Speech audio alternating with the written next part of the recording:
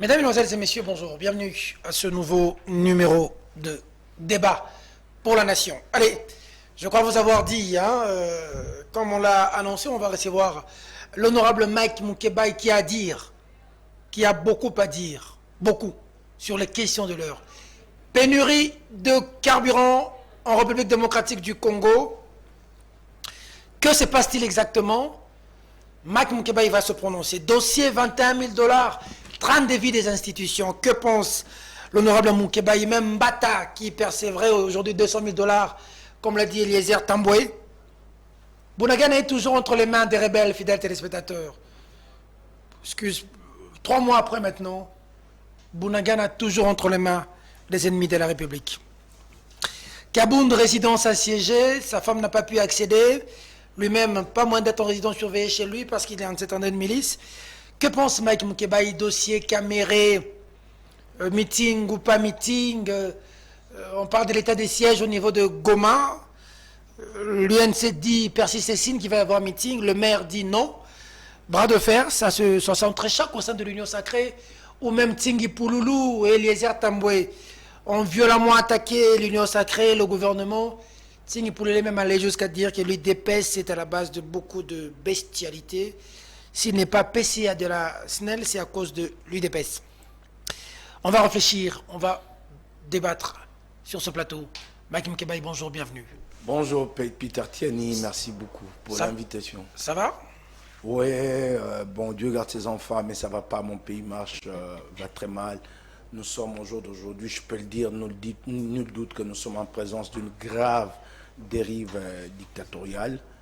Dérive dictatoriale. Grave dérive dictatoriale. Ça veut dire Félix Tshisekedi a instauré une justice à 2 vitesses. Vous avez la justice des intouchables de l'Union sacrée, un cas très éloquent, illustratif de cette situation. Vous connaissez ce bonhomme qu'on appelle Jules Mouniéré. Il s'est rendu coupable de graves infractions, incitation à la haine, appel au meurtre, suivi des faits, puisque le lendemain de son appel, de jeunes gens se réclamant de l'UDPS se sont mobilisés, se sont mis à la recherche des Tutsis à Bandalungwa. Les images ont fait le tour des réseaux sociaux. Celui-là, lui, a été interpellé, mis de côté. Le temps que l'affaire s'étasse, il n'a jamais été l'objet de la moindre procédure. Pendant que Kabound, au jour d'aujourd'hui, est en prison, pendant que Lissanga Bonganga, le pauvre, est poursuivi, qu'est-ce qu'il a fait pour des propos qu'il a tenus en 2019. Donc maintenant, là, il y a comme ça des dossiers gardés pendant en justice. La moindre déclaration, c'est comme une épée de Damoclès sur la tête des acteurs politiques. On exhume les dossiers. Je peux te citer d'autres. Tous ceux qui sont persécutés par le régime de Félix Tshisekedi. Les Sarabonga poursuivis, on dit pour... D'ailleurs, pour moi, l'occasion de leur présenter ma solidarité, de leur témoigner ma solidarité, Jimmy Kitenge, comment il s'appelle, Barnabé et bien d'autres. L'Issanga, c'est des déclarations, des propos de 2019. En 2019. En disant qu'il y a un président élu, un président... Je me pose même la question, c'est à ces avocats, hein, moi je ne suis pas juriste, de voir s'il n'y a pas prescription dans cette affaire-là, parce qu'à proprement parler, pour une affaire de diffamation ou d'imputation dommageable, je crois que le délai de prescription est d'1 année. Je n'en sais rien en ce qui concerne l'offense au chef de l'État. Et encore, cette infraction d'offense au chef de l'État, nous avons eu à l'époque à débattre, à avoir un entendement, une compréhension commune avec lui, Félix Tshisekedi, comme quoi qu'en démocratie, il n'existe pas de délit appelé offense au chef de l'État. Dans les démocraties traditionnelles, ça n'existait pas. Donc l'idée était aller vers l'abolition, si je peux le dire ainsi, de cette infraction.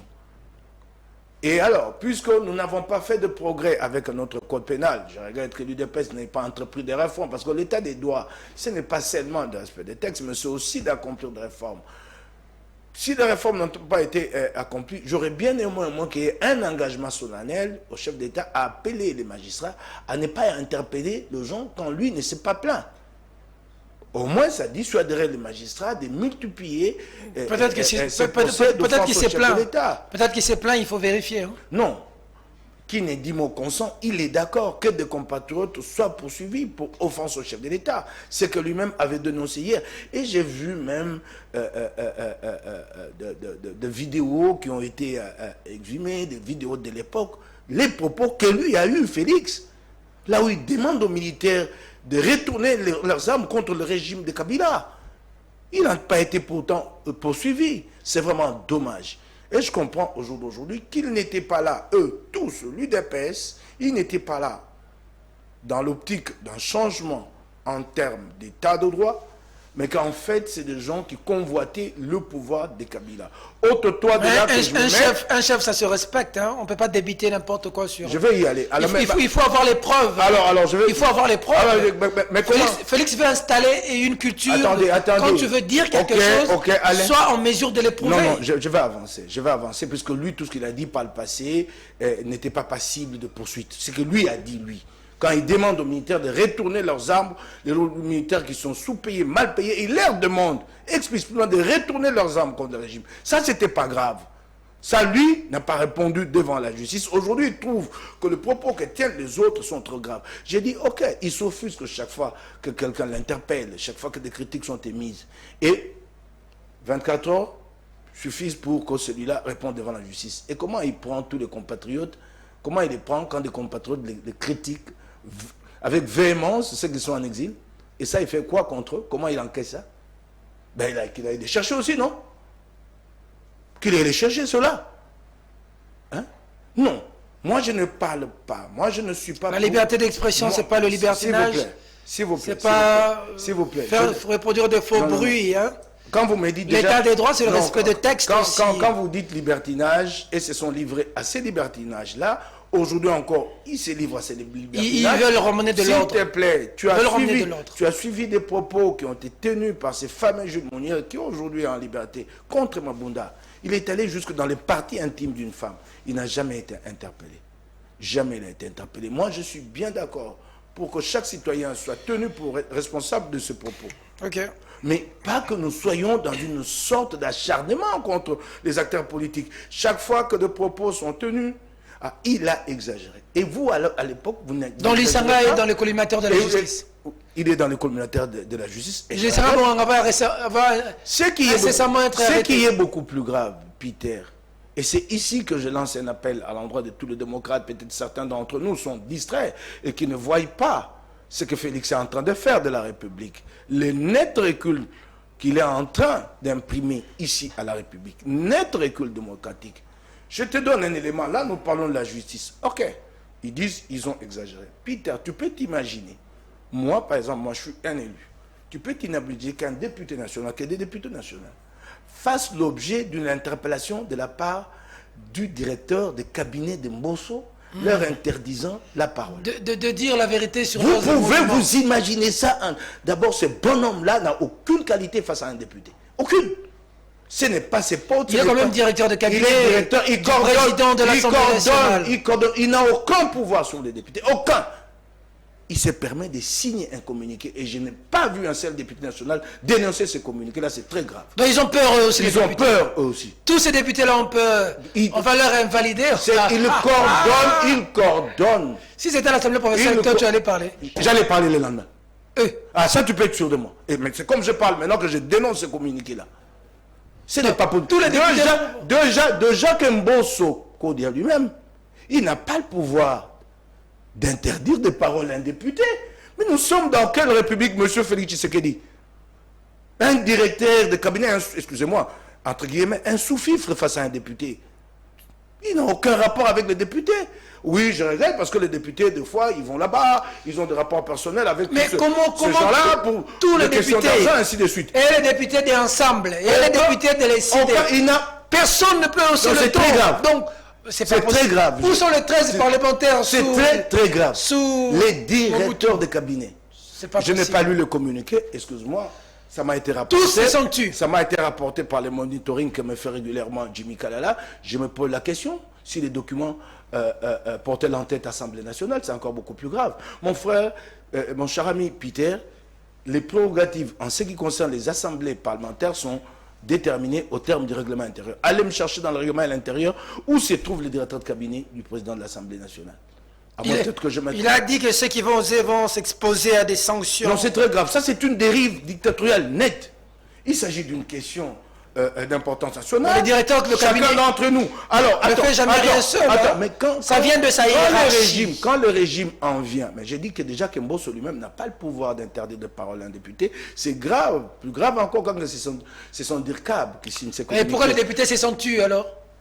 Allez-y. Donc on n'a pas de députés nationaux dans ce pays. Allez-y leur poser la question. Ok. Ils se sont tués, ils ont fui même le plateau de télévision. Alors, je comprends maintenant ces réflexes qu'il y a dans le régime, ces réflexes policiers. Si un régime imagine qu'il peut priver la parole à un député, qui est censé parler, comment traitera-t-il les citoyens ordinaires? Dis-moi un peu. Oui. Boni pour journaliste. Ça c'est très grave et ça restera inscrit dans les annales de la démocratie que sous Félix Tshisekedi, un bonhomme quelque part revêtu de la qualité de directeur de cabinet du président de l'Assemblée nationale s'est permis d'interdire de parole les députés. Moi j'aurais été député national que j'aurais commencé par le poursuivre pour abus de pouvoir. Abus de pouvoir. Et plus encore, d'autres infractions peuvent être décelées là-dedans. Abus de pouvoir. Il tire ces pouvoirs-là d'où?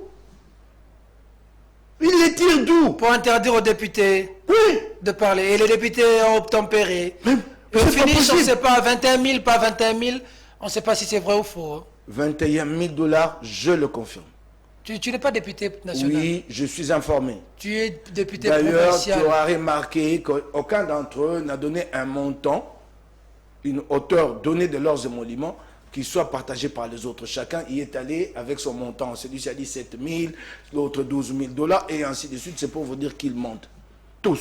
Ils mentent? Oui, sauf qu'il y a quand même des hommes de valeur là-dedans. À eux, j'ai dit chapeau bas, Délice Sanga, et d'autres. J'ai dit chapeau bas. Mais sinon, et même aussi, je cite Kaseka, de décider, c'est des gens pour qui j'ai beaucoup de considération, Ados Nombassi et bien d'autres. C'est 21 000 $, c'est clair, 21. À la place du communiqué qui interdit les députés de parole, un communiqué d'ailleurs qui prouve que c'est vrai, qui touche 21 000 $, sinon Mbosso ne s'irriterait pas à ces points, nous aurons bien aimé plutôt avoir affaire à un communiqué de l'Assemblée nationale qui fixe l'opinion sur la hauteur des émoluments. Le peuple congolais a le droit de savoir. Il a droit à l'information. Déjà que nous débattions, que nous polémiquions sur les revenus de nos élus, de nos ministres, de chefs de l'État, c'est qu'il y a opacité. En démocratie, en république, les revenus de ceux qui travaillent pour l'État sont sur la place publique. C'est des informations du domaine public. T'as qu'à taper dans Google qui touche le président américain, tu vas retrouver ce qui touche. Ici, c'est un tabou. C'est un tabou parce qu'ils savent qu'il y a opacité. Ça va faire scandale si jamais le peuple apprend ce qu'eux empochent. Ça va faire scandale. Les écarts sont très, très, très grands. De cœur avec un confrère, un frère, DG de Samuel 13, Louis-France Kouzi-Kessa qui a perdu sa mère. Je partage ta peine, frère. Je suis de cœur avec toi. Il faut dire ici que Louis-France était entré en clandestinité après que les services se soient rendus à son lieu de travail pour son arrestation. Un mot, Moukebaï? Oui, je suis très très touché et je suis vraiment indigné. J'ai connu une longue carrière de journaliste. Je ne dirais pas que Kabila était un saint. J'ai été moi-même l'objet de persécutions sous Kabila. J'ai été emprisonné et jugé et condamné à 11 mois de prison pour imputation dommageable.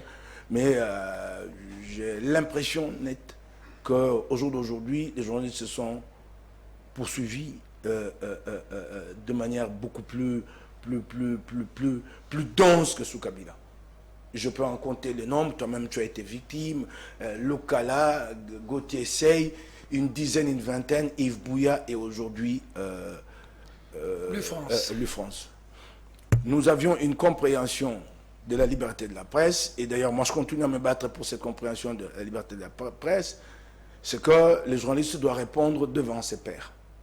Parce que chaque fois que vous brandissez les délits de presse contre le journaliste, ça l'empêche, ça l'étouffe, ça annihile sa volonté de travailler. Est-ce que c'est pose la question chaque fois, si j'écris ceci, je vais devoir répondre, ainsi de suite. Ce n'est pas que nous déresponsabilisons le journaliste, mais le journaliste répondra devant ses pairs, comme dans toute démocratie qui se respecte.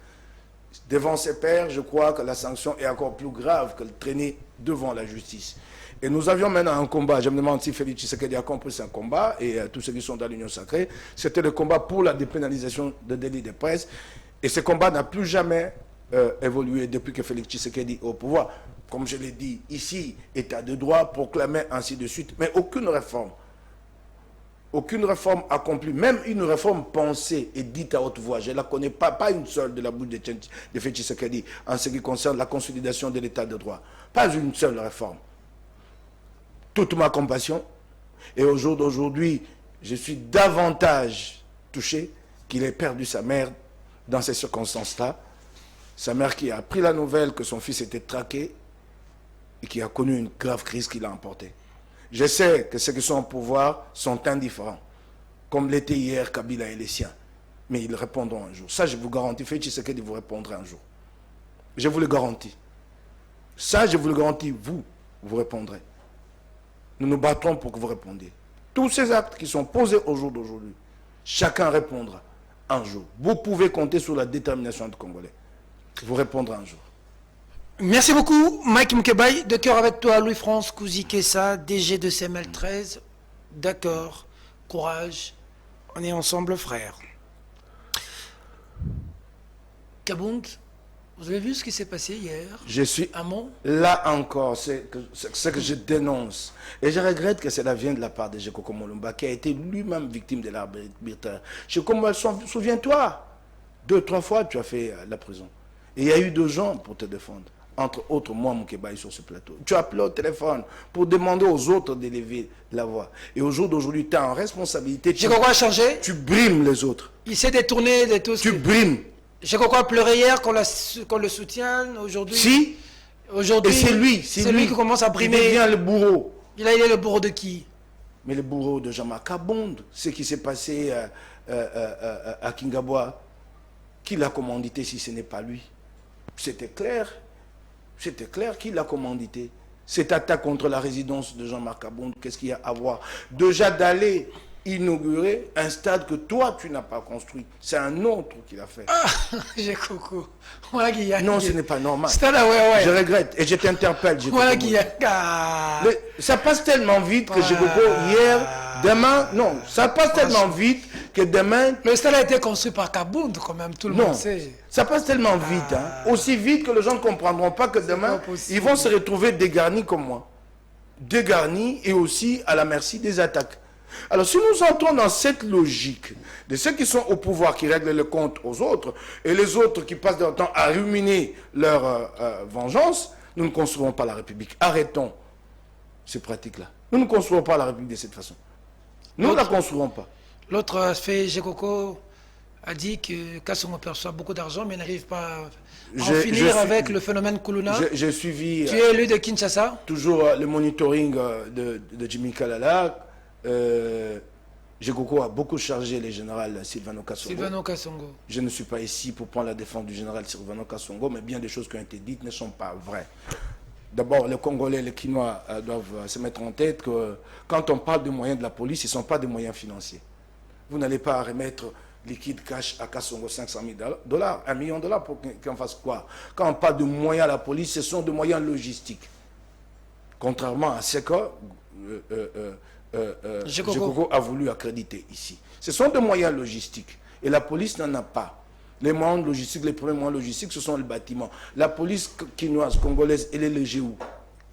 Dans des taudis, dans des cabanes, en tôle, dans des conteneurs. Et vous dites que le ministre de la Finance donne des moyens à Kassongo. S'il en donnait à Kassongo, qui commence par financer la construction d'édifices viables pour la police. Et je me pose la question, quand il établit un rapport entre Sylvano Kassongo et le ministre des Finances, il a bien compris le fonctionnement des institutions. Il n'y a pas de rapport entre les deux.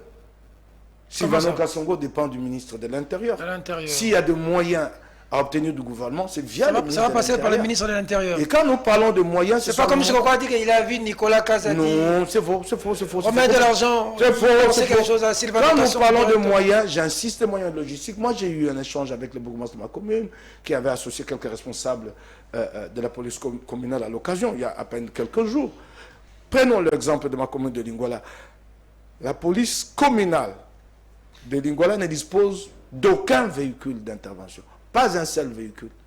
Quoi? Que des véhicules ont été disponibilisés et que Sylvano Kassongo en a fait des biens propres à lui? Depuis quand? Ce sont des moyens logistiques en termes d'équipement, en termes de matériel roulant. Regarde les derniers véhicules qui ont été dotés à la police. Vous avez vu ces véhicules ridicules? Des petits véhicules qu'on appelle ici catch. Vous mettez à la disposition de la police des catch. Ça, c'est vraiment des véhicules opérationnels pour la police. Et en plus, certains de ces véhicules à volant droit. Dans un pays où on joue la droite, où le volant doit être à gauche. Ça, qui n'a pas vu ça? J'ai compris Moulumba. Non. Arrêtez cette affaire. Ces phénomènes Koulouna ici. Mais on voit ces enfants qui sont devenus des criminels. S'ils persistent, c'est faute de moyens. Logistique s'entend. Ces moyens-là. Non seulement le moyen, mais un autre problème est que nous avons une unité de la police qui est en sous-population, qui a des effectifs qui sont affectés auprès des individus, même ceux-là qui n'en ont pas droit, même là où il n'y a pas nécessité, affectés à la garde rapprochée de ces individus-là. L'unité que nous appelons ici UPH, mais n'importe quel Congolais qui se réveille un matin, qui a $100, $200 à payer à la police, prend un policier avec lui. Au lieu que ces policiers servent... Et quand vient le besoin d'intervenir sur le terrain, les policiers qui est à côté vous disent, nous sommes qu'à 2 à notre sous-commissariat. Ok. Et ça, c'est aussi valable pour l'armée. Sous Félix Tshisekedi, les militaires sont affectés à la garde rapprochée des individus de 2e bureau, de 3e bureau, pendant que nous manquons des effectifs à Bunagana. Pendant que nous manquons des effectifs à Irumu. C'est très très grave ça. Donc il y a une question de moyens logistiques et de disponibilité d'hommes, ressources humaines. Il faut répondre à ces questions plutôt ici que de venir charger un individu alors qu'équiper, donner la police de moyens ne dépend pas d'un commissaire provincial, dépend de sa hiérarchie, dépend des autorités politico-administratives. C'est pas lui. Mike Mkebaï, dossier 21 000, je reviendrai avec dossier Mbata. On n'a pas de carburant, Mike. Mais le problème du carburant... C'est très grave ce qui se passe. C'est un problème mondial. L'effet de l'Ukraine a amené la crise au Congo. C'est très grave ce qui se passe au pays et qu'au jour d'aujourd'hui, le prétexte est tout trouvé, tout c'est de l'Ukraine. C'est un problème mondial, on a même vu des vidéos en France. Tout vient de l'Ukraine et j'ai même un jour, j'ai tweeté, j'ai dit que toujours Ukraine, et tu fais l'effet Ukraine le plus positif, tu connais.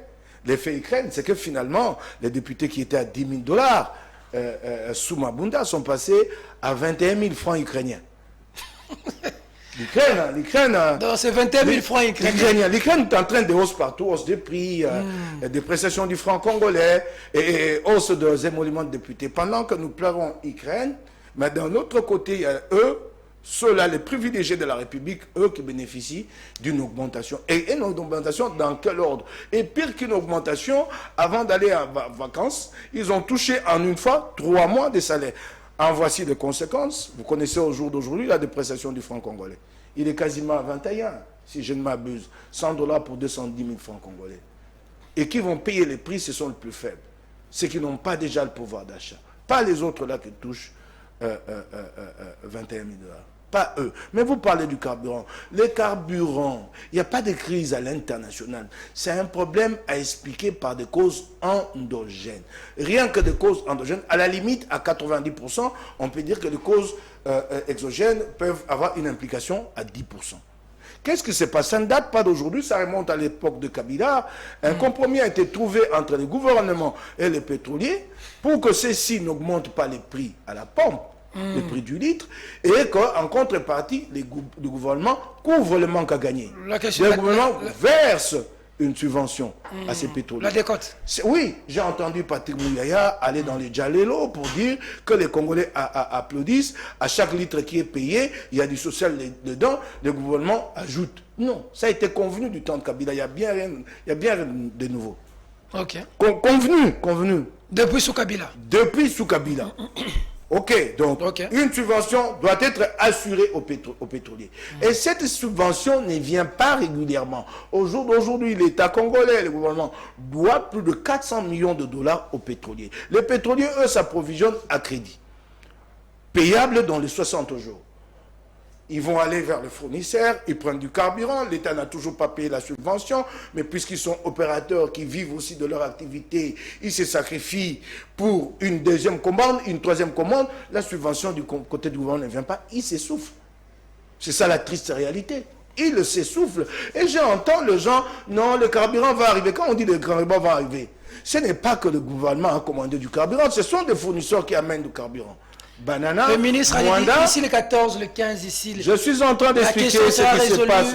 Non, ça sera pas. Le gouvernement a sera pas en urgence.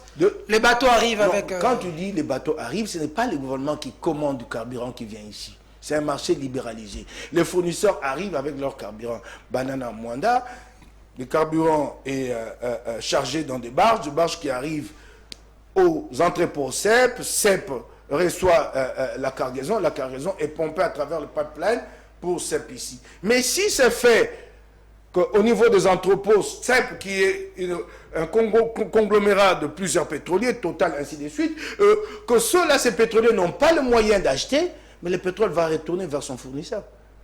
Il faut arrêter de crier comme ça. Il y a un problème, il faut payer cette subvention.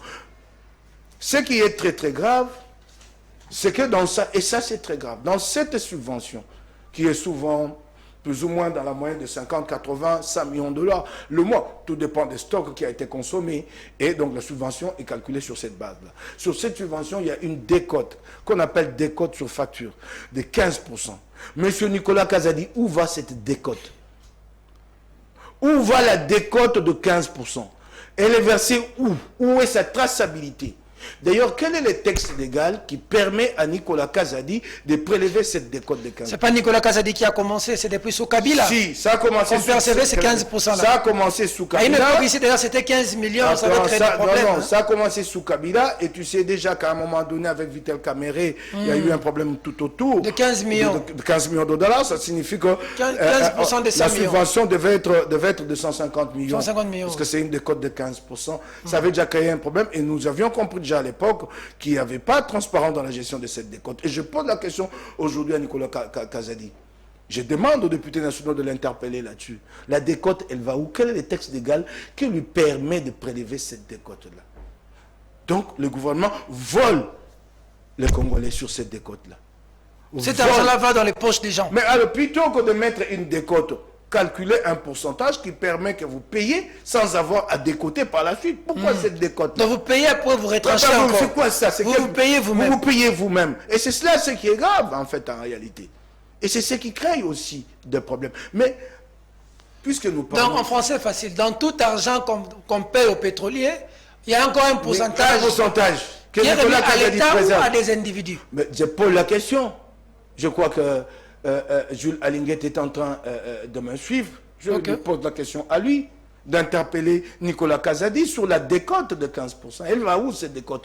D'abord, la question fondamentale, c'est que cette décote-là est prélevée sur base de quel texte légal? Ok. Ce n'est pas tout. Bon. Tu dis carburant. Ça, c'est l'état des stocks. Ils ont été prévenus de l'état des stocks. L'état des stocks est quasiment à nul.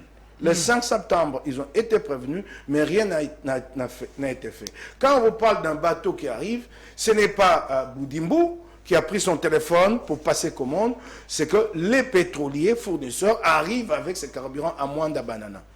Donc il n'y a rien de mérite là-dedans. Il faut s'assurer qu'ici, les pétroliers locaux soient en mesure de payer, d'acheter. Okay. Puisqu'ils n'achètent pas cash, mais en tout cas d'être en mesure de payer dans les 60 jours. Okay. Alors quand on parle de cette affaire de subvention, mais il faut faire la conciliation des comptes avec les pétroliers pour voir qu'il y a des dettes qui remontent même avant Félix Tshisekedi. Donc le problème est profond. Il ne faut pas les balayer d'un revers de la main et dire nous aurons du carburant. Nous aurons du carburant, c'est bien. Mais quitte à assurer maintenant l'approvisionnement en permanence, la question se pose. Mais ce qui est très grave au niveau du gouvernement de la République démocratique du Congo, et je crois que les Congolais l'ont remarqué, mais ils ne se posent pas de question, aucun d'entre nous se pose la question. Quel est cet État qui peut fonctionner pour un produit aussi stratégique que les carburants? Les stocks stratégiques en République démocratique du Congo est de zéro. Félix Tshisekedi et son gouvernement ne constituent aucun stock stratégique de carburant. Donc, quand les pétroliers viennent à manquer du carburant, puisqu'ils ont tout livré, qu'ils n'ont pas d'argent pour renouveler la commande, l'État est incapable d'aller chercher du carburant quelque part dans des stocks stratégiques. Pourtant, dans les paramètres des structures de prix, il y a parmi ces paramètres les stocks stratégiques et les stocks de sécurité. Donc, ce que les pétroliers payent à l'État congolais, ils payent la TVA, ils payent la DGDA, mais ils payent aussi les stocks stratégiques et les stocks de sécurité. Ces stocks de sécurité et stocks stratégiques auraient dû être prélevés en nature. Et comme l'État n'a pas de capacité d'entreposage, ces stocks auraient dû être entreposés chez CEP. Okay. 1000 litres, 10 000 litres, ainsi de litres de carburant. En situation de pénurie, le gouvernement sait que j'ai quelques milliers de litres de mètres cubes de carburant quelque part. Non, non, le gouvernement préfère se faire payer en espèces. Plutôt que de prendre des produits en nature pour constituer un stock stratégique. Oh. Donc le gouvernement congolais n'a pas de stock stratégique. Il a préféré avoir l'argent. L'argent qui est détourné. On n'a pas bien compris. Est-ce que vous comprenez? Les pétroliers payent, entre autres, dans le prélèvement qu'il y a la TVA, il y a la DGDA, il y a les stocks stratégiques et les stocks de sécurité. Ce qu'ils payent à l'État congolais en termes de stocks stratégiques et de sécurité aurait dû être prélevé en nature. En nature, il devait payer en nature. Comme l'État n'a pas de silos pour entreposer ce carburant, ça aurait été pratique de consigner ces produits chez CEP. Aussi simple que cela. On consigne ça sur CEP. On consigne. Quand on a des petits soucis comme ça, oui, l'État peut recourir. C'est un produit stratégique, vous ne pouvez pas ne pas l'avoir en réserve. Il faut consulter des structures, les États du monde le fait, sauf la République démocratique. Là, nous n'avons pas les réserves. Il n'y a pas de réserve stratégique. L'État, le gouvernement de Félix Tshisekedi préfère se faire payer en nature. Pardon, en espèces. Il plutôt que de prendre le produit et de le consigner quelque part, en cas de besoin. Voilà ce qui est grave. Tout ça, les Congolais ne se posent pas la question. Oui, il y a pénurie, mais où est le stock stratégique qui peut pallier à cette pénurie en ce moment? Zéro. Et on vous dit que nous sommes là, nous avons une vision. Laquelle? Laquelle? Une vision est une perspective, est une anticipation. Où est l'anticipation sur cette question? En français facile, le Congolais j'ai suivi le ministre des Finances qui a dit... Oh, c'est surtout celui-là, mon cher frère. Lui, celui-là... selon les sondages, on dit que c'est le meilleur ministre. Hein. Tu dis quoi? Selon les sondages, Nicolas... Vous poser la question, quels sont les résultats qu'il attend de 2 650 000 $ qu'il débourse chaque mois pour l'assainissement de la ville de Kinshasa? Il peut nous montrer les résultats dans la ville de Kinshasa? Combien 2 650 000 $. Yanini? Mais pour l'assainissement? Mbongo ya ko peto na Kinshasa. 2 500 000 $. Et cet argent, attends, et en plus, il y a une structure spécialisée qui a l'expertise dans le domaine, ça s'appelle Raskin, Régie d'assainissement de Kinshasa. C'est cette structure qui aurait dû bénéficier de ces fonds-là. Pour s'occuper de l'assainissement. Non, des individus ont créé des ONG. Bon, Mike, attends. Des individus. En rapport sous la responsabilité de Nicolas Kazadi. En rapport de quoi Nicolas Kazadi, il y a 2 600 000 $ pour la cité Kinshasa. C'est quel rapport? Mais non, attends, où est Gentini? Où est l'Assemblée provinciale? Où est Raskin? Il y a un contrat entre la ville de Kinshasa et le gouvernement central. Et entre autres clauses dans ce contrat, la ville, le gouvernement central accorde chaque mois. En fait, en réalité, sur papier, c'est quelque 1 million. Et je ne sais pas comment on est passé de 1 170 000 $ à 2 150 000. Je ne sais pas si la convention a été modifiée dans l'entretemps. Je l'avais lu il y a plusieurs mois. OK? Donc, la ville de Kinshasa met à le gouvernement central met à la ville de Kinshasa chaque mois 2 650 000 $. L'État Bimisara. Oui, pour la 2 650 000 $. Et que je sache, la ville de Kinshasa. Et que je sache, il semble que ce n'est pas l'argent du gouvernement congolais que je cherche. Je l'ai dit avec beaucoup de réserve, mais en tout cas, je l'ai appris d'une source sûre. C'est de l'argent de la Banque africaine de développement. Donc peut-être une dette que nos enfants auront à rembourser. Alors, lorsque l'État sort cet argent-là, Oui. Je ne comprends pas. Selon l'accord, Mais cet argent... qui a assaini la ville? Ah, ça la question. Mais l'accord dit ceci, qu'à chaque fois cet argent est débloqué, pour passer au prochain décaissement, le ministre des Finances, il a le devoir de vérifier les justificatifs pour voir comment les précédents fonds ont été utilisés. C'est que Nicolas Kazadi ne fait jamais. Kinshasa. Puisque tu le sais, ce sont des ONG improvisées à tous les niveaux. À tous les niveaux. Des gens qu'on voit balayer les rues. Voilà, ce sont des ONG. Mais les gens se sont opposés à ça sous Matata ici, non? Oui, c'est ça. Des ONG improvisées. Des gens ont créé à tous les niveaux. Depuis le ministère des Finances. Des proches parents sont impliqués dans cette opération-là. J'ai dit des proches parents. 2 600 000. Alors, tu vas me parler de Nicolas Kazadi? Chaque mois. Tu vas me parler de lui? Chaque mois. Qui sont pour l'assainissement de la ville de Chaque Kinshasa. mois, je te l'ai dit. C'est-à-dire la fin du mois, 2 600 000 et quelques mille. Mais les 500 000 $ qui ont été cambriolés à la division urbaine de la ville de Kinshasa, la division urbaine des finances, les 500 fameux 500 000 $, sur lesquels nous n'avons pas de réponse jusqu'à ce jour, pas la moindre enquête, nous n'en savons rien. Moi-même, tout depuis Donc, le c'est-à-dire que je suis... Allons-y, j'avance. Mais les 500 000 $, en fait, ce n'était pas en dollars, c'était du liquide cash en francs congolais, plus d'1 milliard. Ça a été retiré à la BCDC Equity. Sur quel compte? Mais les comptes de ces fonds d'assainissement. C'est où tenez la fonds d'assainissement? Oui. Après, Bah alors, c'est le fonds d'assainissement. Est-ce que tu te rends compte? Alors toi, tu viens me parler de Nicolas Kazadi. Donc 2 600 combien? 650 000 $. 2 650 000 $. On m'a dit Chaque mois. On m'a dit, donc l'année, mec, je l'ai suis 12 mois fois 2 millions. On a plus de 20 millions de $. Oui, mais pour la Kinshasa, c'est la propre. Oui. On a plus de 20 millions de $. Qui ça, c'est les propres? Oui. Alors, moi, on me dit, on m'accuse. Hein. On dit il est limité, il n'entre pas rien à l'Assemblée provinciale, tout ce qui sait, c'est criaillé sur le plateau. Quand le débat a été ouvert sur cette question, j'ai pris la parole. J'ai dit que ce qui est plus fondamental à Kinshasa, ce n'est pas de dépoussiérer les trottoirs. Ce qui est plus fondamental, c'est de permettre à Kinshasa de respirer après chaque pluie. Parce que Kinshasa, la moindre pluie est sous les eaux, inondée. Inondée pourquoi? Parce qu'en fait, ça fait une 60aine d'années que nous n'avons jamais curé nos caniveaux et que nous n'en construisons pas assez. Donc il faut commencer par curer le caniveau et voir dans quelle mesure nous pouvons construire de nouveaux caniveaux et comme ça, les eaux domestiques, usagées, ainsi, peuvent couler l'eau de pluie, ainsi de suite. Ça sert à quoi? De dépoussiérer les trottoirs et qu'à la moindre pluie, la ville est inondée et tout ce qui a des détritus remonte à la surface. Donc, ça ne sert à rien. Je n'ai pas été entendu. Donc, je fais une proposition très pratique. Le Congolais va m'excuser. Très pratique. J'ai pris mon téléphone pour calculer. Et puis, allons-y. 2 650 000 fois 12, ça fait 31 800 $. 31 millions. 31 800 000. Voilà. 31 800 000 Oui, voilà. Alors, et puis, chaque année, 31 800 000 $. Pour que Kinshasa soit propre. Oui. Et puis, regarde un peu. Ce qui balaye là. Les balayures là, ils les jettent tout. Dans les caniveaux. Nous sommes en train de détruire l'avenir de cette ville. Dans les caniveaux. Avez-vous des engins qui passent pour évacuer les sables? Il n'y en a pas. Mais quand on dit qu'il y a une vision, c'est quelle vision de balayer et de jeter les sables dans le caniveau? De déboucher davantage nos caniveaux. Mais avec 31 800 000, est-ce qu'on doit seulement balayer comme ça? On ne peut pas changer le système. Mettez cet argent 31 millions de $. Mettez-le à la disposition de la Raskin. La Raskin saura qu'en faire.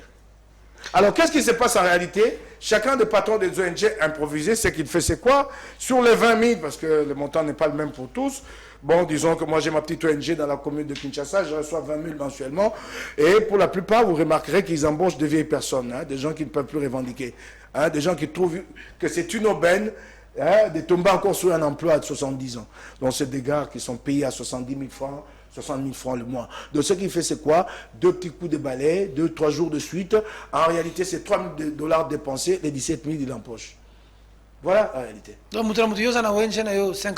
comme ça? 100 000. C'est comme ça? 300 000. Allez-y voir la viabilité de ces ONG. Elles existent depuis quand? Ont-elles une expertise dans le secteur d'assainissement? Allez-y voir. Allez-y. Alors tu vas me parler de Nicolas Kazadi. Nicolas Kazadi a dit qu'il y aura il y aura une légère hausse de carburant. Oui, mais parce que le gouvernement n'y tient pas, il est bien obligé de faire une concession, puisque sa subvention ne vient pas régulièrement. Ça montre qu'il est essoufflé. Il est bien obligé d'accepter une hausse, dans une certaine mesure, mais de maintenir en même temps la subvention, parce que si il supprime totalement la subvention, c'est la mort ici. Pourquoi sous Kabila, c'était pas la cata comme ça, comme on a vu aujourd'hui, récemment? Bon, je n'en sais rien, hein. Je n'étais pas sous le gouvernement Kabila, mais en tout cas, ils ont payé plus ou moins. Et je ne sais pas comment ça se passait. Mais il y a quand même des ardoises de l'époque. Quand je vois les éléments à ma présence ici, il y a quand même des ardoises de l'époque de Kabila. Je ne sais pas comment ça a été réglé à l'époque pour qu'on n'en arrive pas à une pénurie comme celle que nous connaissons aujourd'hui. Mais il y a quand même des ardoises de l'époque Kabila. Mais pas aussi importantes. Pas aussi importante que sous Félix Tshisekedi. Moi, je l'ai considéré quand même, Nicolas, il maîtrise quand même le secteur. Hein. Je l'ai suivi chez Christian Lusakano, belle émission, je vois qu'il maîtrise, il a bien communiqué. Donc. Je vais t'aider une chose. J'ai beaucoup de respect pour Christian Lusakano. Chaque fois que les journalistes reçoivent des acteurs ici, des mandataires, des ministres, je n'ai pas toujours envie de suivre. Parce que le journaliste doit lui-même être outillé. Pas assez outillé, les journalistes congolais, il n'arrive pas donc à tirer les verres du nez de son invité. Pas assez qu'on lui pose la question des 2 650 000 $. Est-ce que Kissan lui a posé cette question? Non, on va pas il est le bailleur et le contrôleur en termes de la convention. C'est lui qui contrôle, c'est l'auditeur. Bon, vous, maintenant, l'Assemblée provinciale, dans tout ça, vous faites quoi? Quoi? Quand il y a 250... Tu poses la question à qui? 2 millions à un député provincial. Il n'y en a pas certains d'entre nous qui sont acteurs dans cet argent? Chez vous, là-bas. Bon alors, qu'est-ce que tu veux? Hein? Vous êtes allé faire quoi là-bas? Vous, là, vous êtes... Vous, là, vous êtes... La question que tu poses là. Vous êtes allé faire quoi là-bas? Attends, la question que tu poses là. Je vais être franc avec mes électeurs. Je me la pose parfois. Oh. Ouais, il m'arrive de ne pas me sentir fier d'être député provincial dans cette ville qui pue, qui sent mauvais, qui n'est pas assainie, où nous n'arrivons pas à mettre un terme au phénomène Koulouna. Mais qu'est-ce que tu veux? Je suis un député seul dans mon coin, avec mes idées. Comment je vais le concrétiser si je suis assis face à une majorité qui a ses préoccupations ailleurs que dans les sorts des Quinois? Qu'est-ce que tu veux que je fasse? J'ai subi. Comment tu fais quand tu es député? Bon, les autres amis, je vais citer ici, on va risquer encore de m'insulter. Mais avec les autres amis, c'est à vous que je parle là. Vous, mes amis, d'hier, aujourd'hui, vous êtes devenus des politiciens, vous êtes de l'autre. Là, tu vois, tu te reçois, tu es là-bas. Ben oui, moi je l'accepte. Toi, tu es là-bas. Ben ouais. Bon. Moi, je ne suis pas de cette école qui dit, bon, Moukeba est devenu député, mais c'est quand même un ancien journaliste, il faut le ménager un peu. Je ne vous demande jamais de me ménager. Et tu le sais. Et quand j'arrive sur ton plateau, comme sur d'autres plateaux, il n'y a jamais d'arrangement entre les journalistes et moi pour dire, question tabou, ça ne me touche pas. Oui, oui. Tu es tout ça, arrangement, question tabou. Mais toi, comme on a plateau, on a tout nu en gros. Bref. 21 000, vous là c'est... Ça c'est un bon plan financier. Hein. Vous là c'est environ 10 000 $, vous là. 19 500 000 francs. Tu l'as dit, je n'ai jamais... Environ 10 000 $, vous députés provinciaux. 21 000 députés nationaux. Mike, Mike Moukebaye. Bon, insultez-moi quand même, mais je vais encore citer. Mike Moukebaye, Daniel Saf, Eliezer Tambou, Christelle Vouanga, Papa Molière, est-ce que vous êtes fiers, vous avec qui nous nous sommes battus hier? Pénurie des carburants. On est incapable d'envoyer nos enfants à l'école pour la rentrée scolaire. Maintenant que nous faisons cette émission ici, il y a les inspecteurs de l'EPST qui étaient passés sur notre plateau ici. Ils n'ont pas reçu la prime, ils ont revendiqué. Dans ce dossier, l'inspecteur général de l'EPST aurait suspendu des inspecteurs. Comme inspecteur général de l'EPST, nazo qui paye Mikoloya, nazo qui paye. Ceux qui m'ont dit ça, bato ba ko réclamer ba zumbo na bangote inspecteur. Ministre tuni mo ba mtatindi yo, fona ba. Ministre tuni mo ba mtatindi yo, o suspendre bato ba ko réclamer salaire prime. Et ko sala bino ndenge nini, Mike Moukebaye. Tout le ba politicien, tout le ba bino. 10 000, 21 000, mbata. Eliezer le aura 200 000. Kaboun Blando a 200 000. Mbata 200 000 $. Professeur Mbata. Nous avons tous le bébé Siri qui a porté plainte. Et ça, bino les bino batoto bundagi na bino. Mbata nakati, yo nakati, Eliezer, moi na moi shonani, Mvwanga. oyo bandaki koteka na zandu lelo akoma député ndeko na biso Christelle Vwanga. Daniel Safu oyo tobandaki kosala na ye journalisme kokangama ye wana député. Eliezer Tambo tokolia na ye matembele na balabala ye wana député. Mike Mukebai tokomela na biara na lingwala ya pasi ye oyo député. Ekosala bino ndenge nini bino lelo bokozo ba 21 000 ba 10 000 carburant passe nyonso biso siko to souffrir to tinda bino bo changer ba vie na biso bo c'est le mote et o sa bino ndé. Peter Tiani, c'est une question très embarrassante parce que ça va donner l'air que je cherche à me justifier. Moi, à me faire passer pour un saint parmi les autres, c'est pas le cas. Il y a aussi à me reprocher. Si à me reprocher, il faut le faire. Je porterai bien ma responsabilité, je l'assumerai. Je crois que Peter Tiani, je suis parmi ceux qui ont beaucoup soutenu cette idée de la réduction du temps de vie des institutions. Je pensais à mon niveau que c'était la réponse à ces émoluments excessifs accordés aux députés et nationaux et provinciaux.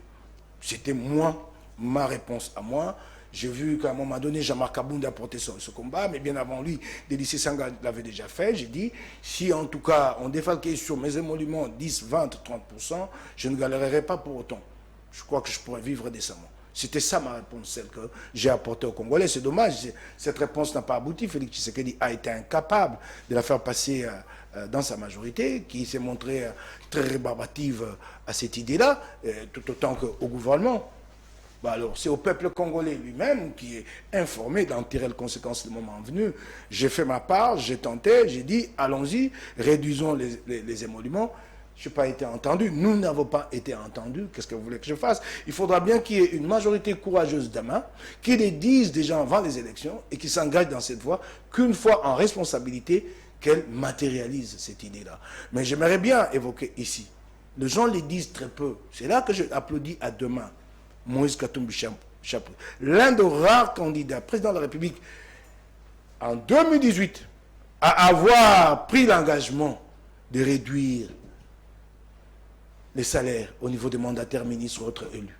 Il avait dit, si je suis élu... Ça, c'est Moïse Katumbi. C'est dommage qu'il a été empêché de concourir. Il l'avait dit, s'était engagé. Je me dis, vraiment, si jamais demain il est en responsabilité aux affaires, que nous pouvons matérialiser cette idée-là. Il ne faut pas faire rêver les Congolais. Vous nous avez fait rêver avec l'opposition, Fayoulou, Tshisekedi. Comme vous voulez nous faire rêver aujourd'hui, mec, il y a des gens qui ont cru en vous, qui ont cru en Tshisekedi, qui ont cru en Mbata. Attendez. C'est là, mec, Tikangana Loba. Attendez. Mec, Tikangana Loba. Pardon, Tikangana Loba. Nabitumbo, Batoba, Kofi, Yebi. On a perdu des gens. Barossi Mukendi, Bateres Kapangala. Comment un régime y a-t-il? Nous avons son placement aussi. Ce que la politique, Bitumba tout ça là ensemble. Félix Tshisekedi, Mike Mukebai, Moïse Katumbi, Martin Fayoulou. Tshisekedi a tika bino ensemble, Etienne. Bino ensemble. Tshisekedi na triomphal, a sobele la Moïse Katumbi, a zozonga, a sa pembeni a mona na yemo Etienne, Félix. Mais bino, groupe na bino na changement. Na ba caméra na kati, na ba Jean-Pierre Bemba na kati. Congolais ndi marabino, je parle de vous. Attends Kabola. Mukebai Congolais na pasi lelo makasi. Tokomiti na niveau Congolais comme obete la Kabila maboko. Alors Peter Tiani, mettons. Congolais a commis kozanga mbongo même ya kosomba lipa. Congolais somba loso ya 100 francs Mike. Congolais somba microbos mikuwa ya soso na kingabwa. Congolais ko futa transport te ya komi ko beta makolo. Congolais vivre na mai ya sachebo na bikedi batumba. Congolais bino opposition bolakaka paradis. Bitumbo Tshisekedi akufa, or aussi akufa. Mike, au moins le lolo politicien pas vivre cette cambo comme difficile et comme une difficulté. Bon, Peter Tiani, nous devons nous mettre d'accord sur une chose. D'abord, il ne faut pas que tu nous opposes les turpitudes de Félix Tshisekedi et son régime. Ils ont échoué, ça c'est clair. Mais ce n'est pas pour autant que dans ces pays, il n'y a pas des hommes sensés, capables de prendre le règne du pouvoir et de transformer le pays. Nous sommes dans une construction démocratique qui a commencé depuis 2006. Ce que j'admire ici, dans cette construction démocratique, je ne regarde pas beaucoup du côté des dirigeants. Les dirigeants, ils sont ceux qui sont, dans la majeure partie, plus portés à l'enrichissement personnel, cherchent à se mettre à l'abri, parce que tu sais, la plus grande anxiété de chaque élite congolaise, c'est que chacun d'entre nous s'interroge sur sa retraite. Il n'y a pas de carrière et de retraite assurée. Et quand quelqu'un est aux affaires, il s'est dit, je me mets à l'abri une fois pour toutes. L'avocat n'est pas assuré de sa retraite, les fonctionnaires pareil, ainsi. C'est une grande anxiété pour chaque élite. Et la réponse à cette anxiété, chacun d'entre nous va la trouver où? Avec le fonds public. C'est vraiment dommage, ça fait très mal. Mais écoute, mais ce qui, moi, me rassure le plus, c'est moi, ce que je regarde, c'est l'éveil du peuple. Le peuple a compris. Il sait à quoi sert son bulletin de vote. Donc ça voudrait dire que plus le peuple sanctionnera à chaque cycle, ça responsabilisera les hommes politiques. C'est cela, c'est dans cette voie qu'il faut y aller. Moi, je ne pense pas qu'il y ait des saints ici sur la terre des hommes. Chez nous, les dirigeants prophètes de la faiblesse des institutions, remarquez que Félix Tshisekedi, qui lui-même avait promis de consolider les institutions, il les a affaiblis davantage. Les juges sont sous pression, ils reçoivent des injonctions, des instructions. Les choses n'ont pas changé. Et dans cette situation, difficile de sanctionner les corrompus et les corrupteurs. C'est voulu, c'est délibéré, c'est entretenu, consciemment ou inconsciemment. Donc c'est au moins au peuple qui, au jour d'aujourd'hui, est assez éveillé, a fait montre de cet éveil de conscience, de continuer cette voie de la sanction. Ceux qui étaient là en 2018 ne sont pas tous revenus comme élus. J'ai discuté avec un député national dernièrement qui disait qu'il avait essayé de vérifier les statistiques et que, généralement, à chaque cycle, c'est 10-15%, tout au plus 20% de lui qui reviennent. C'est déjà une prise de conscience bien marquée de la part du peuple.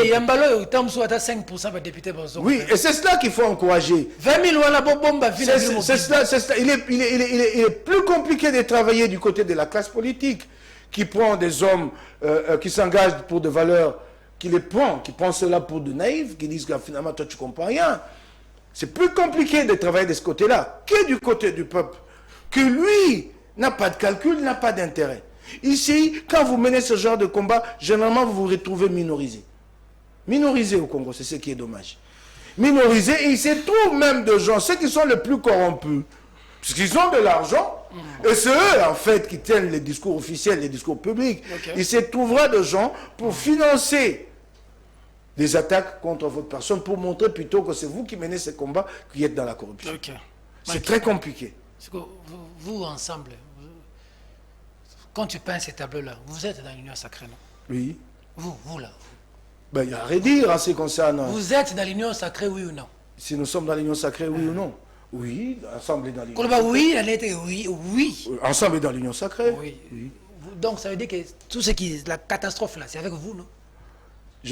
C'est l'occasion pour moi d'appeler mon chef à prendre sa responsabilité. Ça veut dire? Qui s'assume? C'est l'occasion. Qu'il quitte. Mais tu veux que je le dise dans quelle langue? Non, en français facile. En français facile. Quand il prend ses responsabilités. Alungwa. Oh. Okingai? Alungwa. Abimanielo Koana. Il est temps de quitter ces navires à la dérive. Il est temps. Ces bateaux ivres. Il est temps. C'est l'occasion de l'interpeller. Et je l'ai fait devant le Congolais, je prends mes responsabilités. C'est l'occasion de l'interpeller. Ce n'est pas demain, c'est aujourd'hui. Mais je sais qu'il y a des pesanteurs au niveau de certains de nos députés qui jouissent de certains privilèges, les 1 000 $ qui reçoivent des primes d'union sacrée, les 5 000 $ d'ici, et ceci et cela. Mais c'est le moment. Moi, je préfère encore me contenter de 4 soldats loyaux que d'avoir un bataillon sur qui, je ne sais pas dire, il y a loyauté ou pas. Je préfère encore. C'est un choix à faire. Du moins, il faut le faire. Et c'est cela la vie en politique. Il faut, à un moment donné, se décider. Voilà. Il est temps aujourd'hui, pas demain.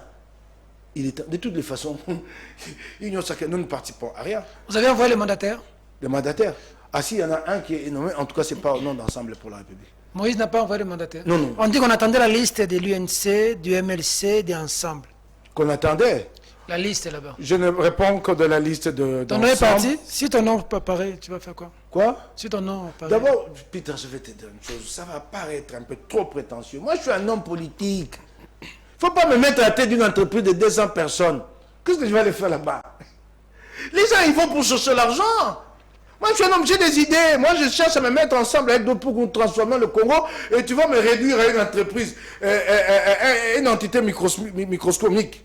Microcosme comme ça. Non, moi je ne peux pas aller travailler à la tête d'un microcosme, moi. Moi je suis politique, j'ai des idées. Et ça y est, ça me plaît quand je parle comme ça à la télé de partager cette petite intelligence que le Congo m'a donnée avec mes compatriotes. Tu vas aller m'enfermer à l'OGFON pour que je foute quoi là-bas? pour que je dirige 200 personnes et que demain, je me retrouve impliqué dans les affaires de gestion d'argent, ainsi de suite. Ah non, moi, je suis un homme politique. Mis à part les intérêts économiques et financiers d'être mandataire, ça vaut quoi pour un homme politique d'aller diriger l'entreprise? Mais pourquoi les gens se pressent? Mais pour aller chercher l'argent. Puis c'est cela. Mais sinon, moi, en tant que politique, comment me retrouver mandataire? Dis-moi. Hein? Moi, je suis un homme politique, porteur des idées. Je rêve d'un Congo, je rêve d'une ville de Kinshasa à transformer. Et un matin, voilà, Moukebaï est à la tête de l'OCC. Maintenant, je commence à gérer les produits qui rentrent. Ceux qui font ce boulot-là, qu'ils les fassent eux. Ce n'est pas ma vocation, ce n'est pas ça la vocation d'un homme politique, que de se retrouver à la tête d'une entreprise. Des acteurs publics. Et encore, je t'ai dit, nous avions engagé ces entreprises dans la voie de la privatisation. À quand finalement cette privatisation? Parce qu'il ne nous reste qu'une dernière opération à effectuer, à savoir déterminer les patrimoines de l'État dans ces entreprises pour que l'État sorte de ces entreprises et que nous puissions ouvrir les capitales aux privés. Okay. Ces entreprises s'appellent déjà sociétés privées. Aucune d'entre elles n'est encore entreprise publique, avec des statuts bien clairs, différents des statuts de l'époque. Pourquoi nous n'épurions pas cette dernière étape? Pourquoi nous ne le faisons pas?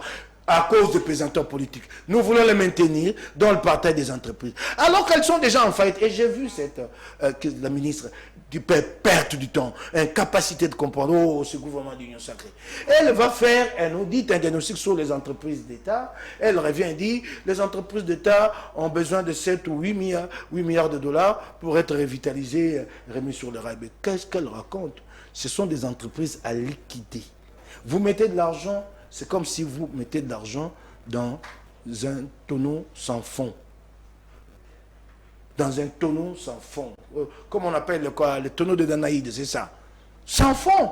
Vous ne pouvez pas recapitaliser ces entreprises-là à cette hauteur-là. C'est des entreprises à liquider, régler les passifs, liquider l'actif pour régler les passifs et alors recapitaliser en ce moment avec des fonds sérieux. 8 milliards, c'est peut-être pour l'ONATRA seul.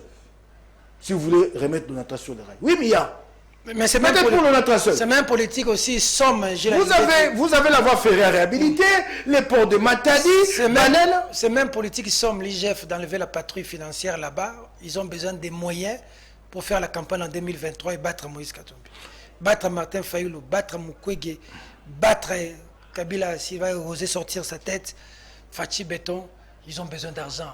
Il faut enlever la patrouille financière. Vous, l'opposition. Je me demande finalement si Félix Tshisekedi a un tableau devant lui dans la conduite des affaires de l'État. Et chaque fois qu'il se réveille le matin, il regarde le voyant au vert, le voyant au rouge. Je ne sais pas s'il a ce tableau-là. C'est aussi simple que ça. Hein? C'est aussi simple que ça. Je ne dis pas que c'est avec un coup de bâton magique qu'on va trouver de réponse, mais il faut avoir un tableau. Et dans ce tableau, il y a un élément clé, c'est l'IGF. En tout cas, l'IGF a produit des fruits et qu'à un moment donné, ça a joué sur l'image de la République démocratique du Congo à l'extérieur. C'est exceptionnel que ça sorte de la bouche de Mike. Hein? Mais c'est quelque chose d'objectif. Okay. Quelque chose d'objectif. Et ça a joué. Donc Mike n'est pas négativiste à fond. Ça a joué et Félix lui-même, Tshisekedi, s'en est flatté.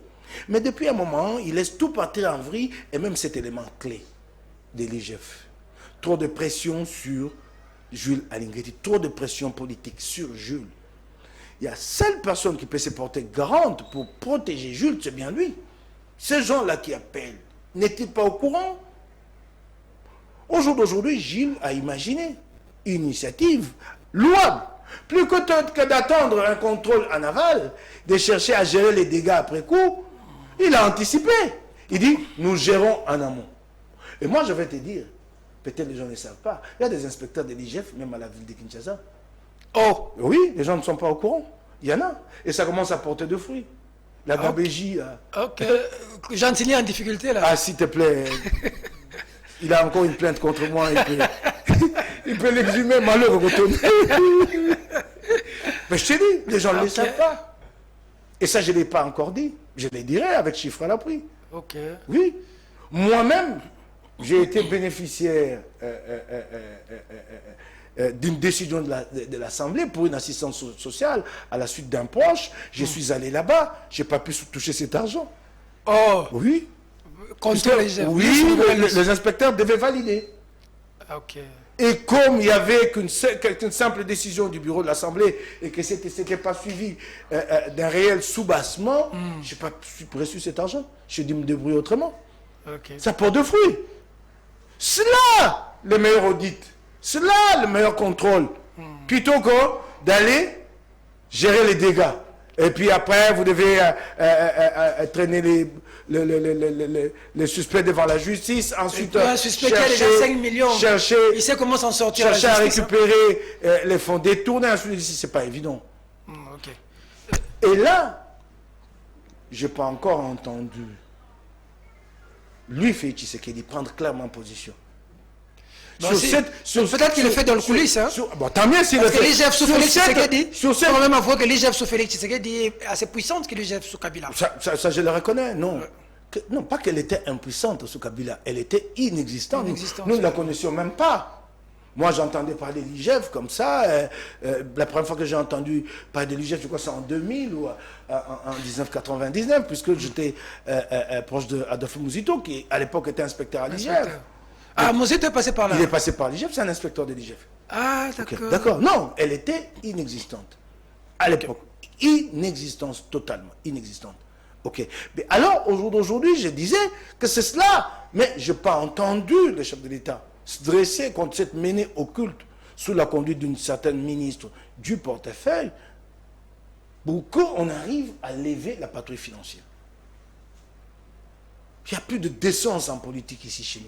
D'accord. Il y a des gens qui publiquement revendiquent la levée de la patrouille financière. Pour qu'enfin, en réalité, quoi, qu'ils gèrent comme ils l'entendent. Et alors après, Alingeti aura à courir. Et à courir, et à courir. Et la meilleure, c'est que quand finalement il court, il met le grappin sur un mandataire véreux, qu'est-ce qui se passe par la suite? Le tombeau est vide à Makala. Comme disent quelqu'un qui a déjà volé 5 les internautes. Quelqu'un a déjà volé 5 millions, même si vous l'arrêtez, il sait comment ils sont où? Ils sont où? Tous libres. On vous a vu féliciter Abdallah Bilingue, peut-être les Congolais ne le savent pas. Il est libre. Et l'arrêt en question est dissimulé et caché. Dissimulé. Allez lire l'arrêt qui a rendu la liberté. Allez bien, vous allez voir ce qu'il y a d'incongruité là-dedans. Très grave. Une bénédiction à la corruption, au détournement. Allez lire cet arrêt. Je vous ai vu féliciter John Kabouik, c'est vrai? Oui, c'est vrai. J'ai eu vent de ce qui se faisait... au service national. Au service national, notamment dans le Congo central. Moi, je ne savais pas à côté ici que du maïs était cultivé là-bas et que ce maïs-là approvisionné la ville de Kinshasa. Son homme de confiance, c'est John Kabamba. Oui, je suis. Salutations. Je suis un élu de Kinshasa. J'avais déjà entendu la renommée de Kanyamaka Sissé, ce qui s'est fait là-bas avec de milliers d'hectares de maïs. Et nous, on aime cette opposition-là. J'ai vu dernièrement. De saluer Soufati. Kanyamaka Sissé Soufati. Dis-moi, Fati, mais. Laisse-moi avancer. Oh. Laisse-moi avancer. Alors, j'ai vu le projet en chantier dans le Kasaï central, chez moi, chez mes parents, mon père et ma mère, à Katwambi. Un projet va voir le jour bientôt, un chantier de maïs. Alors, j'ai dit, je vais d'abord ici, à Kimpese, c'est pas loin, c'est à peu près 180 km de Kinshasa. Je veux voir ce qui s'est fait là-bas. Lui-même, général, était surpris de ma demande. Je suis allé, j'ai vu. 5000 hectares de maïs exploités. Ce qu'il y a de particulier, c'est les génies, l'intelligence que les gens Kasson Kabouik a trouvé. Là où est planté ce maïs, ce ne sont pas les terres de l'État. Les terres appartiennent à un privé. Lui a conclu un contrat avec un privé. Et en retour, il y a un partage de production. C'est très intelligent, ça, sur les 5000 hectares. Donc c'est comme ça qu'il fait. Ouais, 5000 hectares, mais jusqu'à ce jour, il n'y a que 1000 hectares qui sont exploités. Et la moisson, elle est acheminée à Kinshasa. C'est un génie, le général John Kabouik. C'est vraiment un génie. Hein? Mais il y a un problème de logistique. Il n'a que 2 engins sur place. Et ces deux engins, ces deux tracteurs, chacun de ces engins coûte d'occasion entre 300 et 500 000 $. Le neuf, il est à 1 million de $. Mais 1 million de $ pour une durée de vie de 25 ans. Donc vous imaginez quand vous mettez 1 million de $, c'est que vous allez produire pendant 25 ans. Vous imaginez cela. Alors cet engin, vous laboure comme ça en une journée 100 hectares. Waouh. Alors, si vous avez 10 engins, voyez-vous combien vous labourez en une journée.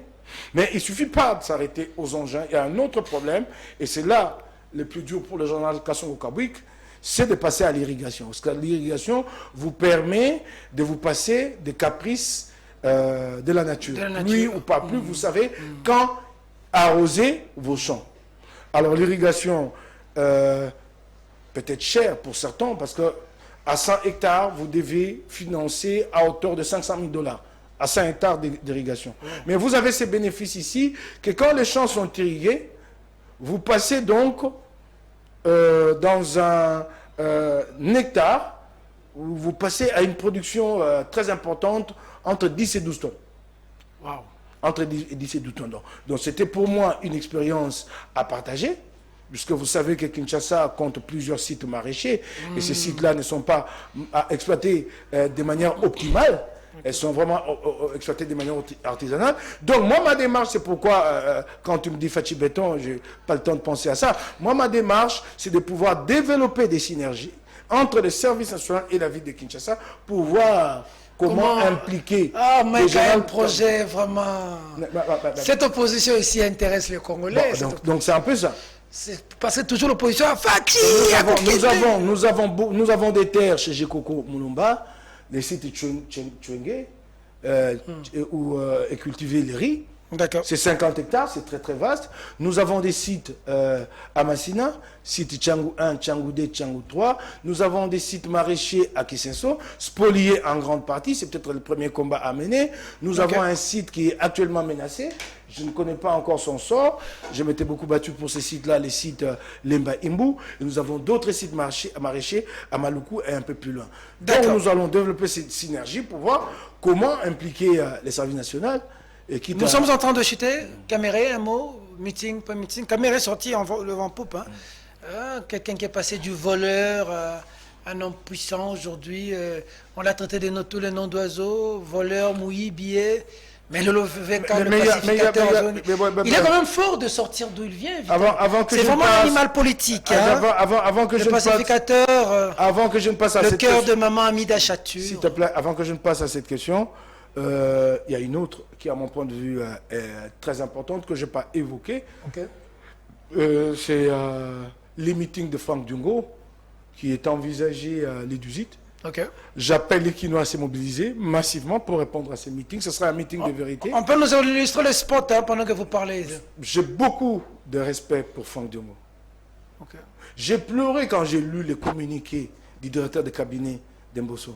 J'ai dit, ah tiens, j'ai pensé à un homme. Si celui-là était à l'Assemblée, il allait stresser contre ce communiqué. Si Diongo était là. Diongo était là. Il allait même le déchirer en public. Parce que c'est à ça qu'il faut... C'est ces sorts-là qu'il faut réserver. Donc ces gens d'Assemblée manquent des gens comme Diongo. Diongo, Chamba. Le héros vivant. Voilà. Alors, Kinois, Diongo appelle à un meeting les 18 au stade municipal... Le 18. C'est le 18, hein. Le 18. Au stade municipal de Massina. Donc, j'appelle les Kinois à se mobiliser massivement. Et je leur dis par ailleurs que je serai là moi-même. Yozanga. Pour apporter un Nazoa 0. Je serai là pour lui apporter mon soutien. Nous nous engageons dans un grand combat. Ces meetings-là, ce n'est pas simplement un meeting, mais c'est un appel à tous les démocrates. Franck Dion, il dit qu'il va faire des graves révélations. Un appel à tous les démocrates face à la dérive dictatoriale que nous connaissons. Bon, je suis un peu surpris. Bon, ben, écoute, quand ça nous arrive à nous, de l'opposition, ben, on se plaint, mais ils se mettent aussi des crocs en jambes entre eux. Je ne peux pas comprendre que Vital Kamerhe débarque à Goma pour y tenir un meeting et que les maires prétextent l'état des sièges pour ne pas lui accorder l'autorisation. Il y a si peu.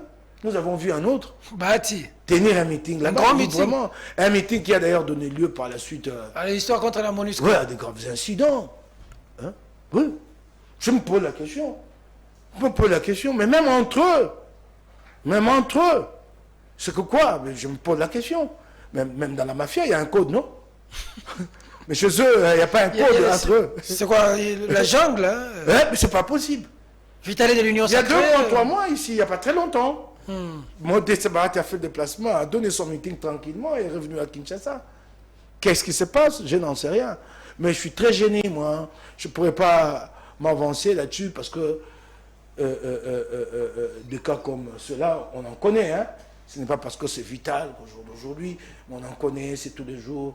Des Congolais sont empêchés de s'exprimer. Tu as la meilleure preuve avec le communiqué du directeur de cabinet du président de l'Assemblée nationale. Des Congolais sont brimés, des manifestations interdites ici et là. Quand celles-ci sont réprimées, elles les sont avec beaucoup de brutalité. Combien avons-nous déjà enregistré de morts depuis que Félix Tshisekedi est aux affaires? Combien? À chaque manifestation, mort d'homme. Donc, ce n'est pas parce que vital, mais je me demande ce qui se passe dans leur propre camp. Le pacificateur Vital Kamerhe va être à Goma, Nord Kivu, Sud Kivu, Maniema, voilà, clin d'œil à Vital. Un ami et frère m'a appelé pour me poser la question, Peter, est-ce que tu seras prêt à accompagner le président Vital Kamerhe dans sa tournée? Je dis que je vais accompagner le président Vital Kamerhe dans sa tournée ici à Kin. Envoyez-moi des images. Nous allons faire le relais parce que j'ai... Ah tiens, Fier Chandelle, chapeau bas à mes enfants, tu le connais? Ah, Mondialito, les enfants de Katumbi Academy. Ceux-là qui nous ont amené un trophée ici, le pays est tellement triste. Mais voilà, Katumbi nous met un peu du baume au cœur. Nos enfants gagnent un grand trophée, Mondialito. Ah, c'est ça, hein? C'est pour la première fois que les Africains gagnent ces trophées-là. Oui, Katumbi Football Academy. Oui, ils ont gagné ces trophées. En Italie. En Italie, ils nous l'ont ramené au pays. C'est une grande fierté. Une grande fierté. Une première en Afrique. Oui, une première en Afrique. Donc, le mois de 18 ans. Le mois de 18 ans. Bah, Kimité. Ils sont allés en Italie, ils ont gagné. Parce que, ils n'ont pas fouillé. non, parce que Katumbi entretient un rêve en eux. Ils savent qu'ils deviendront de grands footballeurs et qu'ils pourront aller évoluer sous d'autres cieux. Il y a un rêve, ces rêves qui manquent aux Congolais, ces rêves que Katumbi essaie de créer à sa façon. Quel rêve? Mais les rêves de croire à l'avenir, c'est cela. Avant que ces rêves-là ne portent un nom, ne soient circonscrits dans un secteur. Les rêves de croire dans la grandeur d'un État, dans l'avenir. Le rêve américain, il est quel rêve? C'est que tu peux partir de néant et aboutir. Donc l'Amérique est ouverte à tous. Schwarzenegger est devenu un jour un grand. Il a débarqué autrichien d'origine. Il a débarqué rien qu'avec ses sandales. Un jour, acteur des cinémas, prospère. Un autre jour, gouverneur de l'État. C'est ça les rêves. Les Congo à tous. Ces rêves-là, ces enfants. Ils ont ces rêves. Croient en l'avenir. C'est pourquoi ils sont revenus. Quand les gens y vont et qu'ils ne reviennent pas, c'est qu'ils disent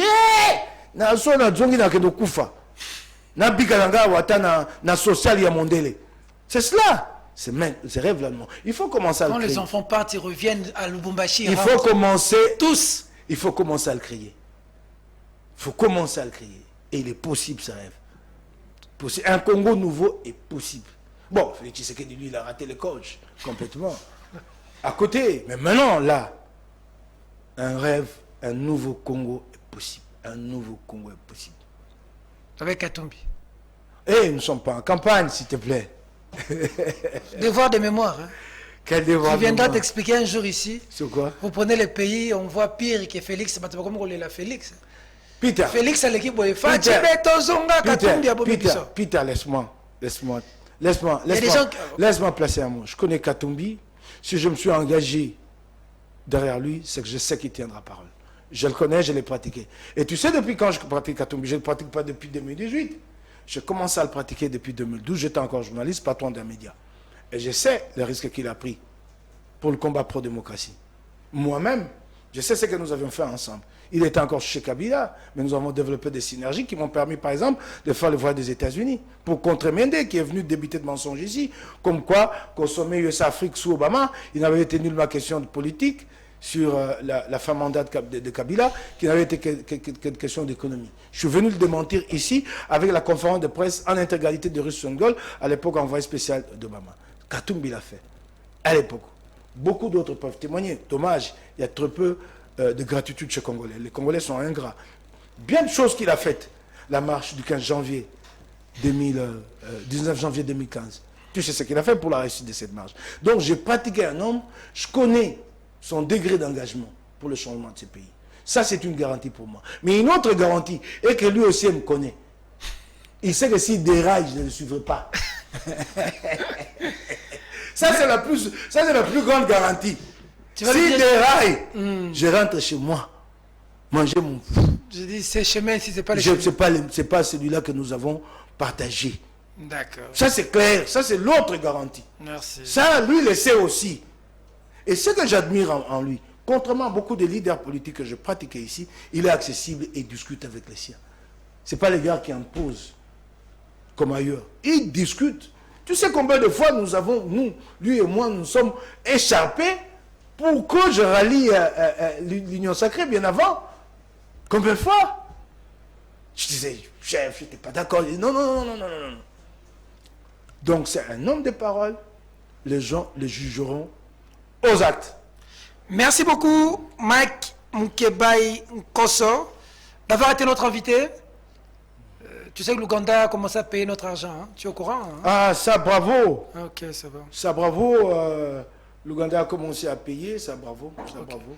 Bunagana est toujours pris. Hein? Ouais, ça, bravo. C'était la dernière question. Ça, bravo. Bon, ben, déjà à l'époque de Kabila, nous avons exercé d'énormes pressions, appelé les régimes à presser l'Ouganda, mais ça n'a pas été fait.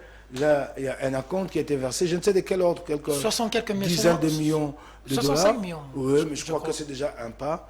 Mais le plus important, ben c'est vrai, un acompte a été payé. Ouais, c'est à mettre à l'actif de Félix, tant mieux. Ok, je m'incline. Mais alors... Laisse-moi un peu. Laisse-moi un peu. Un peu, pardon. Alors, mais le problème, c'est la gestion de ces 65 millions. Il y a un problème dans ce pays. Alinguetti fait du bon travail, les gens applaudissent. Alinguetti, augmentation de recettes. Et c'est palpable parce que la DGI a payé des primes de 20 000 dollars à ses agents. 20 000, s'il te plaît, des primes. Si je ne m'abuse. 20 000 à chaque agent, hein, ceux qui sont dans le secteur. Oui, donc il y a eu des effets sur cette politique d'Alinguetti. On a applaudi. Mais regarde, cet argent est allé où? Il n'y a pas d'argent pour la subvention de carburant. Il n'y en a pas pour financer la guerre. Il n'y en a pas. Mais finalement, cet argent a servi à quoi? Dis-moi un peu. Merci. Dis-moi un peu. C'est cela la grande question. Les 65 millions de dollars, ils vont être affectés à quoi? Merci beaucoup, Mike. Et puis j'ai appris qu'il y a une autre affaire de 87 millions de dollars comme ça là. Tu l'as appris où? Ah ben c'est Perrault Loire qui en parle tout le temps. Oui, il se cache là-bas, quelqu'un sait même pas ouais, mais il faut que le président de la République nous explique qu'est-ce qui se passe. C'est quoi cette affaire de 87 millions de dollars? Mais attends, finalement là, ceux qui sont devant nous, qui nous dirigent là, ils nous prennent pour qui? Non. Un gouvernement sérieux s'explique devant son opinion. Rends compte les 87 millions de dollars qui sont passés, semble-t-il, par la Société financière internationale. Je n'en sais pas grand-chose, j'ai entendu Perrault en parler et insister. Je veux bien comprendre, je n'interprète fait ce qu'il dit. C'est quoi ces 87 millions de dollars, Monsieur le Président de la République? D'accord. Nous avons besoin d'explications. Merci beaucoup, Mike Mukebai Nkosso, député national, député provincial. Mais merci déjà que tu m'élèves en grade comme ça. J'allais dire député engagé, en fait. Merci en tout cas pour ta disponibilité, Mike. Je crois que, comme les téléspectateurs ont obligé, une fois la semaine, je sais, ça va commencer à tomber peut-être un jour, lundi ou mercredi, mais une fois la semaine, on va la voir. Un monsieur m'a presque supplié samedi. Papa, oyambi pe bato, Mike oyamba kala kweza nini? Naza na mbongo te. Mais soki nalandi omona nalalaka kimia na ndako. Naomona ndi azo kabula pasi na nga. Il m'expliquait samedi. Bon, il n'a pas que cité Mike, mais j'ai compris qu'il était quand même opposant. Parce qu'il m'a cité Bolo Joa, il m'a cité seulement des gens qui ont une position. Voilà. Merci à vous, fidèles téléspectateurs, de la sympathique attention que vous nous avez accordée. Louis-François Kouzike, ça soit fort. Soit très fort. On a fini l'émission, fidèles téléspectateurs. Mais je voudrais rendre hommage ici à un être. Je voudrais rendre hommage à une créature.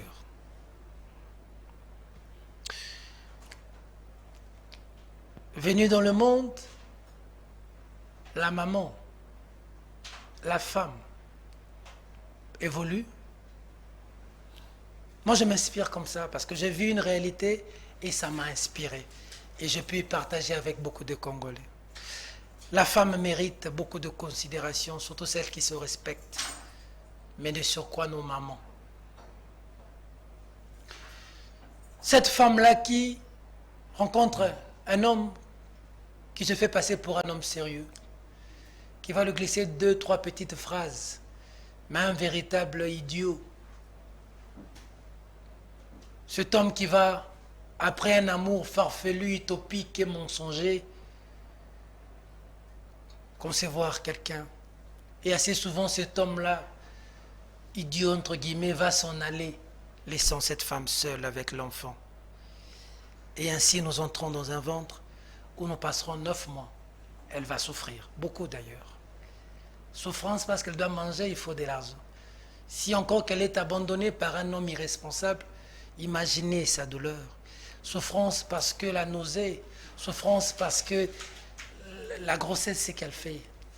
Ensuite, c'est 9 mois et tu viens dans le monde. Et avant de venir dans le monde, c'est encore une souffrance de la femme. Souffrance parce que si tu viens par la voie normale, la femme, c'est dans la douleur. Ou autre voie, c'est il faut éviscérer, il faut opérer. Et tu viens dans le monde. Mais quand tu vis encore dans le monde, c'est elle. Ta nourriture, c'est elle, c'est ça. Pendant des mois, c'est encore elle. C'est elle qui prendra soin de toi. Elle va tout arrêter pour toi. Quand tu grandiras, elle ne prendra parti que pour toi. Que tout le monde soit contre toi, elle le sera toujours pour toi. Elle est prête à tout pour toi.